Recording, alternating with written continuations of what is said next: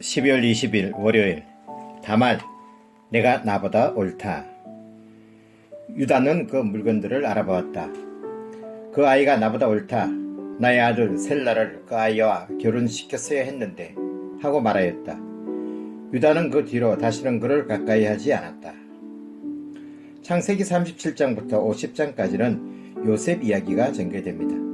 그런데 38장에 갑자기 맥락을 깨뜨리는 이야기가 끼어듭니다. 유다와 다말 이야기입니다. 야곱의 12아들 중에서도 유다는 아주 중요합니다. 다윗 왕이 거기서 나왔고 메시아도 그 갈래에서 나오게 되지요.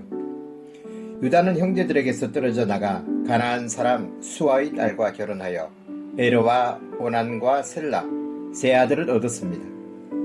이후 맏아들을 결혼시켰는데 그 아내 이름이 다말입니다.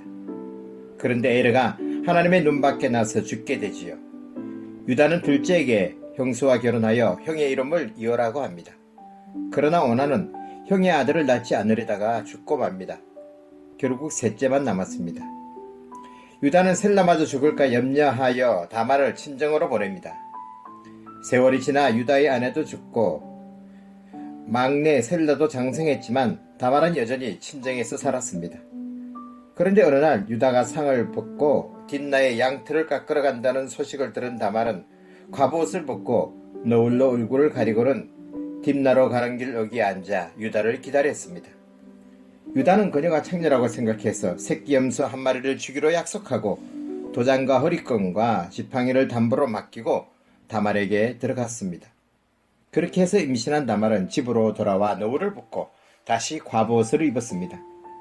석 달이 지나 유다는 자기 며느리가 창녀짓으로 임신했다는 소문을 듣고 분노하며 며느리를 화형에 처하려고 했지요. 그러자 다말은 맡았던 담보물의 임자가 아이의 아비라고 고변합니다. 유다는 한눈에 그 물건들을 알아보고는 탄식하듯 말했습니다. 그 아이가 나보다 옳다. 이 이야기, 뭘 말하는 것일까요? 물론 이 이야기를 오늘 우리의 사고와 가치관으로 판단해서는 안 됩니다. 다말도 단순히 창녀짓을 한 것은 아니지요. 당시에는 다른 가족을 통해서 아들을 낳아 대를 잇는 것이 마땅한 의무였습니다. 유다는 자신의 막내 아들까지 잃지 않으려고 다말을 내쳤지만 다말은 가나안의 풍습에 따라서라도 대를 이어야 하는 자신의 업무를 다했습니다. 그렇게 해서 다말은 유다의 두 아들인 베레스와 세라를 낳았습니다. 그런데 이 베레스가 누구입니까? 다윗의 조상입니다. 끊어질 위기에 처한 유다의 계보를 가나안 여인 다말이 이어주었습니다. 그리고 유다에서 다윗으로 이어지는 이 계보는 마침내 예수님에게까지 이어지는 그리스도의 계보가 됩니다. 가나안 여인 다말의 일생은 참 얄궂고 기구했습니다.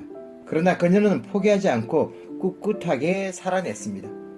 그녀는 짐작조차 못했겠지요. 자신이 그리스도의 계보를 잇는다는 것을. 그녀의 알 수 없는 인생에도 하나님의 놀라운 섭리가 있다는 것을.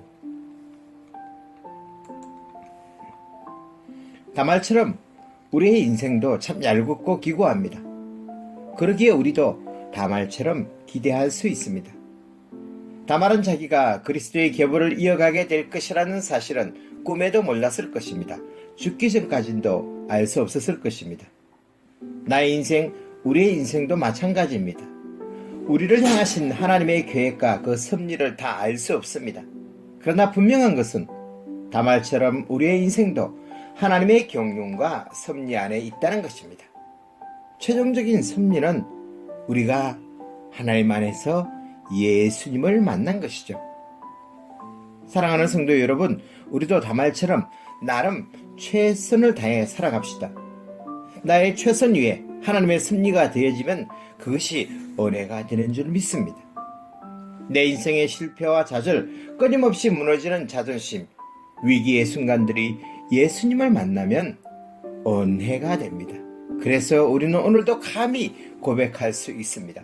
모든 것이 은혜, 은혜, 한없는 은혜라고. 기도합니다. 주님, 우리가 인생과 역사에서 불가해한 일을 만날지라도 절망하여 넘어지지 않고 붙잡아 주소서. 우리를 든든히 붙잡아 주시는 주님의 손길을 믿고 바라며 살아가게 해 주시옵소서. 예수님의 이름으로 기도합니다. 아멘.